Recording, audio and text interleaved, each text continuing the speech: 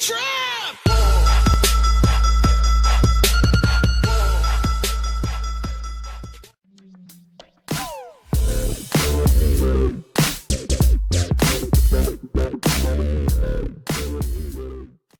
bien salut tout le monde, c'est Miku, j'espère que vous allez bien. Mais écoutez, pour ma part ça va super. Donc aujourd'hui on se retrouve pour une nouvelle vidéo sur Black Ops 3. Aujourd'hui c'est un gameplay sur la map Breach à la Kuda encore une fois. Et oui, j'aime vraiment beaucoup cette arme. Donc cette fois-ci j'ai changé mes accessoires. Donc je vous ferai un petit setup de mes classes avec la Kuda, car j'ai plusieurs setups. Enfin j'en ai pas, je pense j'en ai deux. Donc des classes que j'utilise essentiellement pour l'hardcore, mais qui peuvent aussi très bien être utilisées pour la normale. Donc pour tous ceux qui veulent jouer en HP ou quoi, il y a vraiment les classes sont vraiment polyvalentes. Donc ce gameplay, ben écoutez, c'est tout simplement ma première nucléaire. Donc je vais vous donner mes trucs et astuces pour réaliser votre première nucléaire, car tous les joueurs Call of Duty savent que la première nucléaire est la plus dure à avoir. Surtout quand c'est sur un nouvel opus comme celui-ci. Donc je tiens à remercier Waynox, donc qui m'a beaucoup aidé sur cette nucléaire, car il m'a vraiment sorti pas mal de drones et aussi quelques haters.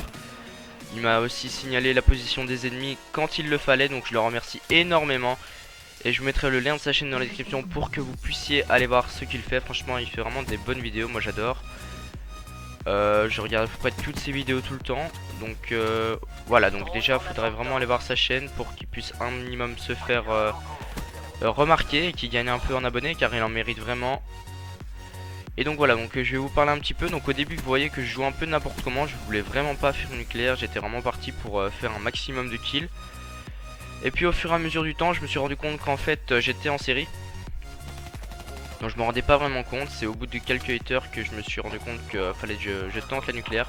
Surtout que c'était pas une map qu'on combine où on est vraiment très compact. C'est vraiment une map où il y a vraiment des grands couloirs, etc. Donc moi ce que je vous conseille, c'est qu'au début de la game, jouez un peu comme n'importe quoi. Enfin j'ai envie de dire n'importe quoi comme d'habitude. C'est-à-dire aller chercher B, mettez-vous bien.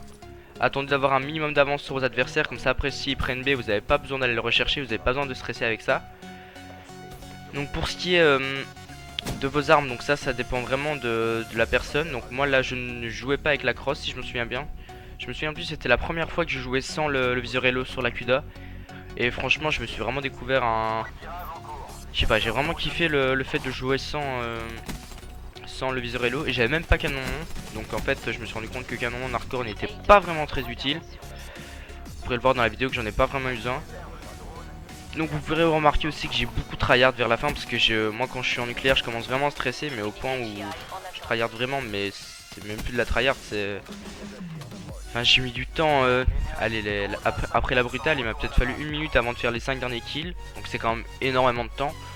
Donc vous pouvez voir que je vais quasiment jamais au middle, car c'est vraiment l'endroit où on peut se faire tuer, sauf si je vois qu'il y a un ennemi facile à tuer. Mais sinon je ne m'approcherai vraiment pas du middle, j'essaie toujours de rester près de ma position, comme ça si je vois un ennemi qui arrive pour essayer de la prendre, je sais très bien que je peux le tuer facilement sans trop de problème. Donc j'essaie vraiment de garder à chaque fois le même excusez-moi, le même mouvement, j'ai envie de dire. Donc je vais toujours au top, je retourne en bas checker, je pré-shoot un minimum. Donc ça dépendra aussi des spawns que vous avez. Donc maintenant moi j'ai eu de la chance, c'est que je suis pas tombé avec des flèches en face, donc c'est peut-être pas non plus les plus nuls de la demi-hardcore, mais c'était pas vraiment les plus forts. Donc franchement c'est bizarre le matchmaking sur ce nouveau Call of Duty, parce qu'on tombe vraiment avec des gens qui sont...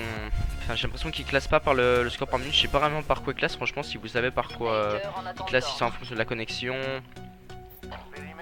parce que ça m'étonnerait que ce soit en fonction du score comme sur Advanced Warfare.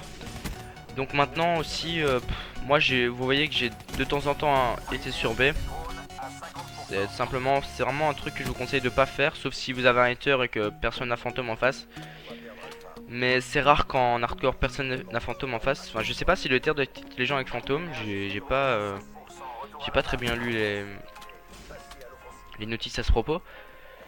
Donc vous pourrez 1, 2, 3. Vous pourrez voir que je reste beaucoup au P1 aussi. Donc le P1 qui m'a un point auquel j'aime bien rester, surtout quand parce que vous avez vraiment un point facile sur A et sur C en même temps.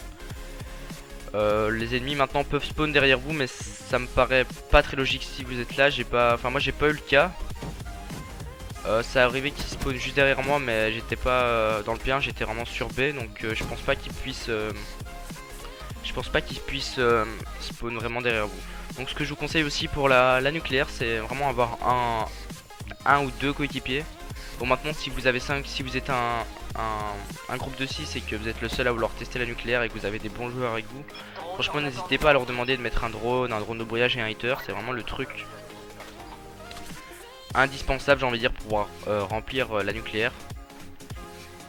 Donc maintenant j'espère pouvoir vous ressortir d'autres nucléaires, parce qu'après ma nucléaire je me suis battu un peu les couilles. J'ai vraiment joué mes kills, donc j'ai fait 2 invincibles. Donc c'est pas j'aurais peut-être dû tryhard un peu plus et essayer de faire un maximum d'invincibles, mais bon je me suis dit tant pis, je m'en fous, je vais donner tout ce qui est possible de donner.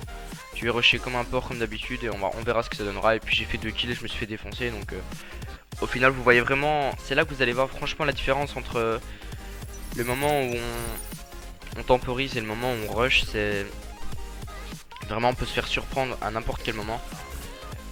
Donc vous pouvez voir en fait Waynox lui aussi avait débloqué son unité Jai, donc tout comme moi, mais on a décidé de pas l'activer, donc je lui ai demandé de pas l'activer et il a respecté ça et je le remercie encore une fois.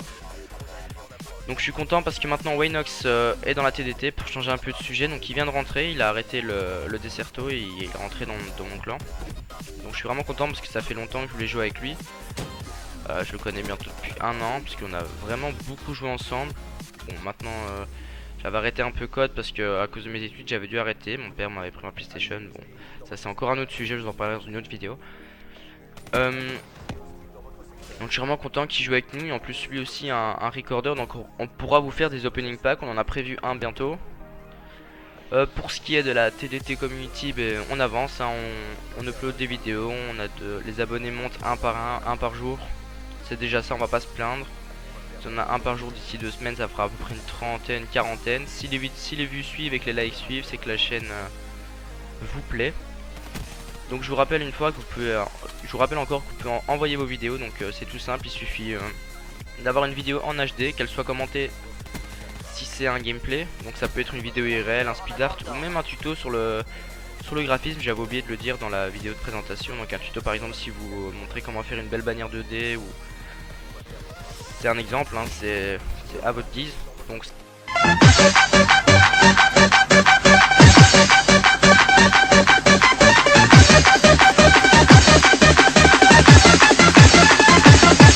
c'est vraiment une chaîne où on upload un peu de tout, tant que la vidéo nous plaît et qu'on voit qu'elle peut plaire aux auditeurs. Donc voilà, donc vous pouvez voir que j'ai débloqué ma nucléaire. Donc là j'ai rushé vraiment comme un gros con sur B. J'aurais peut-être pas dû, j'aurais franchement dû temporiser. Donc franchement si vous avez votre nuque, franchement les gars, temporisez, essayez de faire un maximum d'invincibles, car après vous allez voir que dans votre caserne vous êtes content qu'on voit des invincibles. Ça paraît con hein, mais quand on joue et qu'on voit comme ça nos invincibles.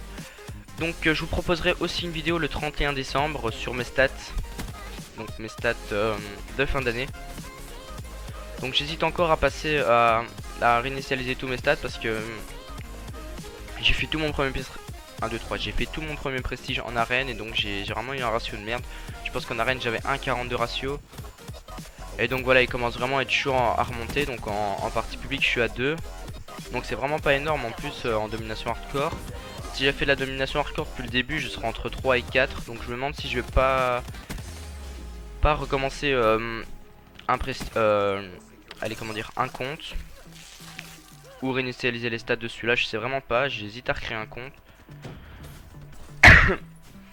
Donc je sais pas, parce que déjà en ratio victoire défaite je pense j'ai 3, un peu plus de 3, enfin vous verrez dans la vidéo des stats.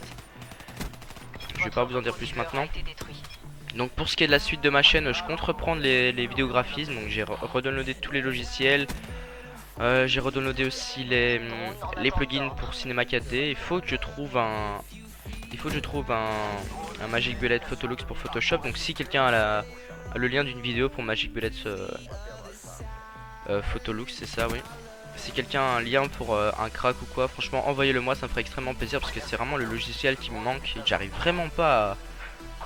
C'est bien un des seuls que j'arrive pas à trouver à craquer, pourtant Des gens qui me disent que Sony Vegas c'est dur à craquer et je le trouve directement, tandis que Photolux, je trouve tout le monde là et moi j'arrive vraiment pas à le craquer. Donc c'est peut-être moi qui suis aussi un peu con, ça m'étonnerait pas. Donc voilà, donc pour ce qui est de la TDT, encore une fois, donc je sais pas encore, on va peut-être faire plusieurs parties dans la TDT, donc c'est-à-dire sur plusieurs jeux, donc on ne sait pas encore. On verra. Donc voilà, donc la game vient de se finir, donc j'espère que celle-ci vous aura plu, j'espère que mes conseils vous auront aidé. N'oubliez pas de nous suivre sur Twitter, sur Facebook et la TDT Community. Allez, tchuss les gens!